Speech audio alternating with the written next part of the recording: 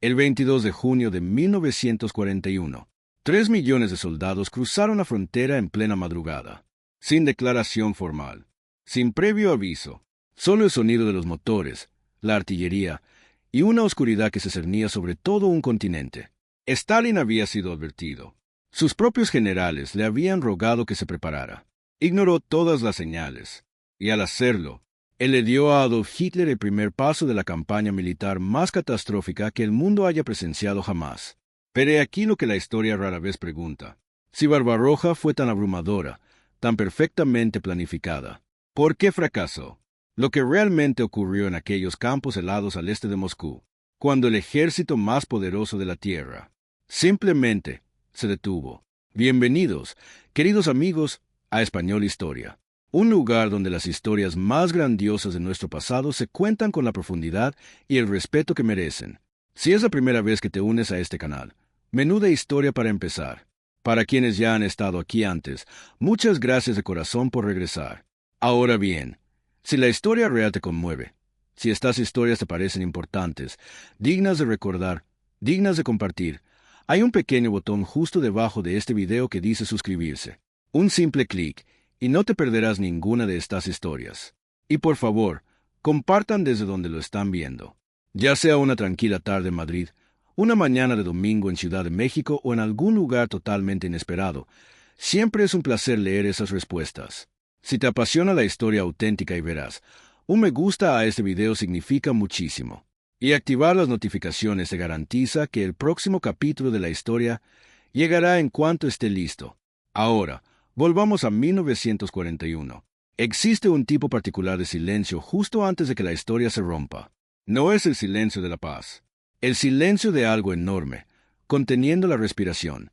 En el verano de 1939, dos hombres que despreciaban todo lo que el otro representaba, se sentaron y llegaron a un acuerdo. Adolf Hitler, Joseph Stalin, dos ideologías basadas en la destrucción mutua, el fascismo y el comunismo soviético, habían pasado años declarándose mutuamente como la mayor amenaza para la civilización. Y, sin embargo, el 23 de agosto de 1939, sus ministros de Asuntos Exteriores firmaron el Pacto Molotov-Ribbentrop, un acuerdo de no agresión que conmocionó al mundo y dividió Europa del Este entre ellas como un mapa trazado por dos señores de la guerra que se reparten un territorio conquistado. El mundo exhaló. No debería haber sido así, porque Hitler nunca tuvo la intención de respetarlo. Desde las primeras páginas de Mein Kampf, escritas casi 2 décadas antes de la firma del tratado, Hitler había declarado que la Unión Soviética era el premio máximo, un vasto territorio oriental al que llamaba Lebensraum, espacio vital, la tierra, los recursos, los cereales, el petróleo que Alemania necesitaba para convertirse en el imperio permanente que imaginaba. Los pueblos eslavos que allí habitaban, según sus cálculos, eran obstáculos o instrumentos. El pacto nunca fue un acuerdo de paz. Fue un retraso, una pausa estratégica mientras Hitler terminaba de conquistar Occidente, Polonia, Francia, los Países Bajos, los Balcanes, antes de volcar todo el peso de poder militar alemán en la dirección que siempre había previsto. ¿Y Stalin? Stalin vio lo que quiso ver. El líder soviético dedicó finales de la década de 1930 a desmantelar sistemáticamente su propio ejército. La Gran Purga había ejecutado o encarcelado a miles de sus oficiales más experimentados, hombres que comprendían la guerra moderna, que habían estudiado blindados, poder aéreo y logística. Lo que quedó fue un ejército rojo debilitado desde dentro, talentoso en algunos aspectos, de enorme tamaño, pero decapitado en su mando y paralizado psicológicamente por el miedo a tomar decisiones sin autorización de sus superiores. Stalin sabía, en teoría, que no se podía confiar en Hitler, pero creía, con una certeza que costaría millones de vidas, que Hitler no atacaría a la Unión Soviética antes de acabar con Gran Bretaña, que Alemania no libraría una guerra en 2 frentes, que los informes de inteligencia que inundaban su escritorio durante 1940 y principios de 1941, procedentes de espías soviéticos, de la inteligencia británica e incluso de desertores alemanes, eran provocaciones, desinformación, trampas diseñadas para infundirle pánico y provocar una movilización prematura que justificara el ataque de Hitler. Así que Stalin esperó, y advirtió a sus generales que no provocaran, y observó cómo las divisiones alemanas avanzaban hacia el este, en silencio y de forma metódica. En junio de 1941, más de 3 millones de soldados alemanes y del Eje se encontraban desplegados a lo largo de la frontera soviética, la mayor fuerza de invasión jamás reunida en la historia de la guerra. Y en Moscú, el hombre que comandaba el mayor ejército permanente del mundo se negaba a creer lo que tenía ante sus ojos. El silencio casi había terminado. Si esta historia ya te conmueve, esa sensación de que una catástrofe tan enorme era totalmente evitable, entonces este es precisamente el tipo de historia que este canal se dedica a contar. Un me gusta a este video y compartirlo con alguien que ame la historia real ayudan a mantener vivas estas historias. A las 3:15 de la mañana, un guardia fronterizo soviético escuchó algo que no pudo explicar. Ni un solo sonido, ni un retumbo lejano, ni un solo motor que rompa la oscuridad. Todo, de repente, a lo largo de una frontera que se extendía casi 2.000 millas, desde la gélida costa báltica en el norte hasta las soleadas orillas del Mar Negro en el sur, la tierra misma parecía incendiarse. Artillería, bombarderos, miles de tanks. El cielo sobre la frontera occidental soviética adquirió un color indescriptible. No era fuego, no era amanecer, algo intermedio. Era el 22 de junio de 1941, y la Operación Barbarroja, la mayor invasión militar de la historia de la humanidad, acababa de comenzar. Hitler había organizado sus fuerzas en 3 enormes grupos de ejércitos, cada uno con un eje de ataque distinto y comandado por algunos de los generales más capaces de Alemania. El grupo de ejércitos norte avanzaba hacia Leningrado, cuna de la identidad revolucionaria soviética. El grupo de ejércitos sur se adentraba en Ucrania, en el corazón agrícola e industrial que Hitler consideraba el verdadero premio de toda la campaña. Y el grupo de ejército centro, el más poderoso de los 3, avanzaba con determinación hacia Moscú, siguiendo el antiguo camino que Napoleón había recorrido en sentido contrario, derrotado y abatido. 3 espadas, un imperio, un amanecer. Las primeras semanas fueron, desde cualquier punto de vista militar, asombrosas. La Fuerza Aérea Soviética perdió más de 2.000 aviones en las primeras 48 horas. La mayoría fueron destruidos no en combate, sino en tierra, alineados en filas ordenadas en aeródromos avanzados como si esperaran ser bombardeados.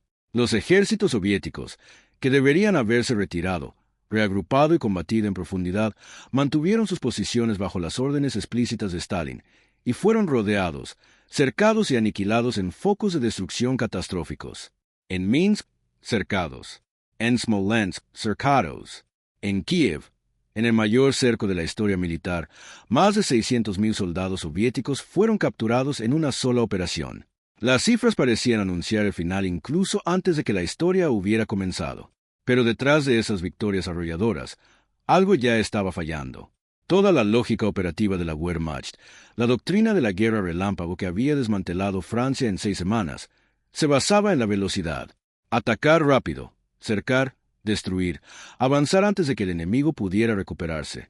Pero la Unión Soviética no era Francia, no era Bélgica ni Polonia.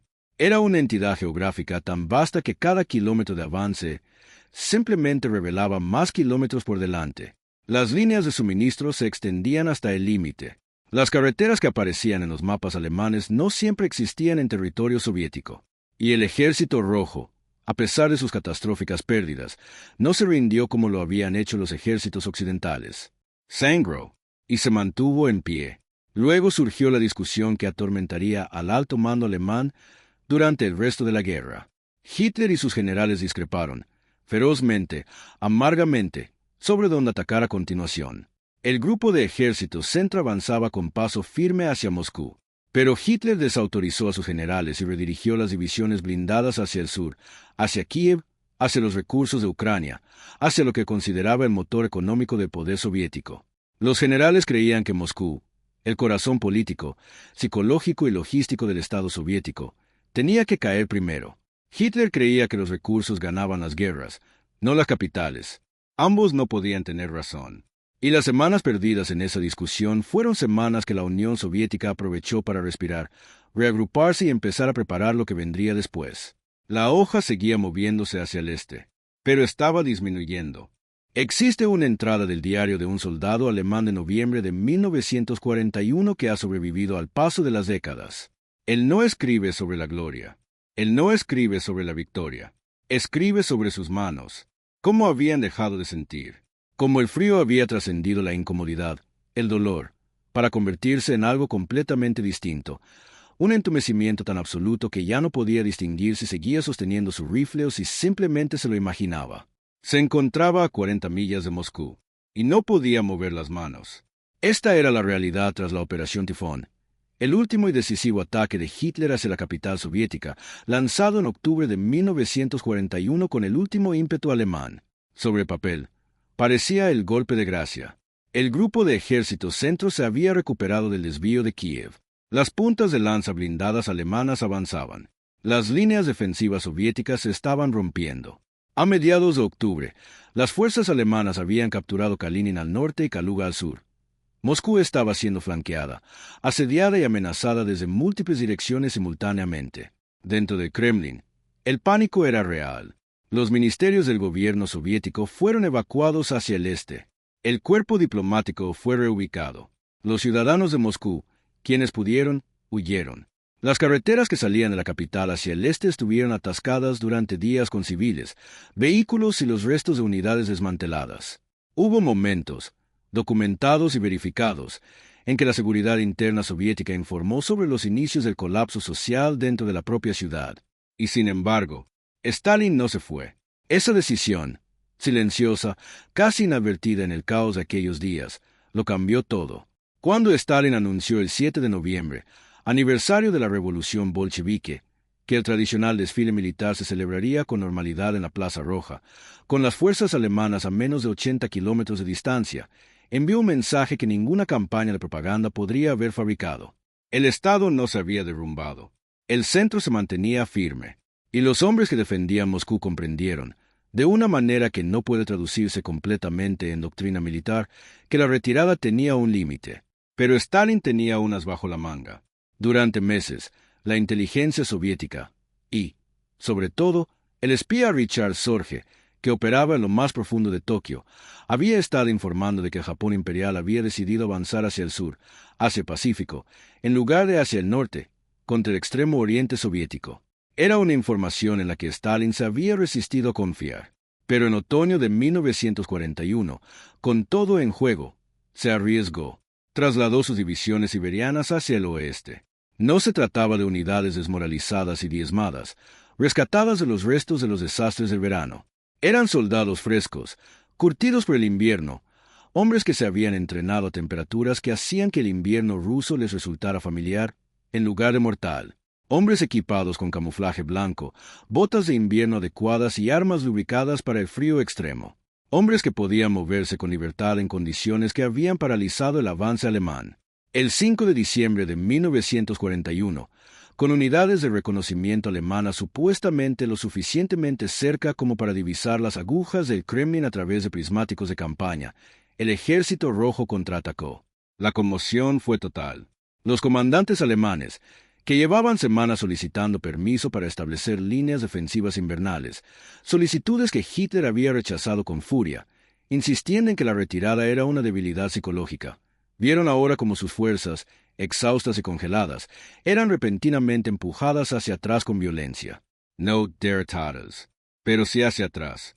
El ímpetu de la Operación Barbarroja, esa energía extraordinaria y aterradora que había dominado el verano y el otoño de 1941, había desaparecido. Nunca volvería a ser como antes. La operación diseñada para destruir la Unión Soviética en 10 semanas ya llevaba 4 meses. Y en Berlín, aunque nadie lo decía en voz alta todavía, ningún funcionario se atrevería.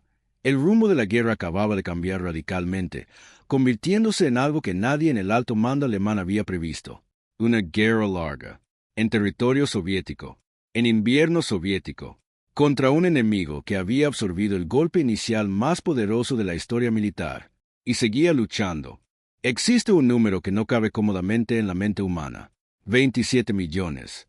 Esa es la cifra estimada de muertos en la Unión Soviética a causa de la guerra que dio inicio a la Operación Barbarroja, incluyendo soldados y civiles. No es una estadística fácil de asimilar. No es una cifra que se pueda pasar por alto fácilmente en un libro de historia. Para ponerla en contexto, Estados Unidos perdió aproximadamente 400.000 vidas durante toda la Segunda Guerra Mundial. La Unión Soviética perdió esa misma cantidad cada pocas semanas, tan solo durante los peores momentos de la campaña del Este. 27 millones de vidas. Y todo comenzó aquí, en la oscuridad previa al amanecer del 22 de junio de 1941. La Operación Barbarroja no solo fracasó como operación militar. Su fracaso transformó radicalmente el curso de la Segunda Guerra Mundial.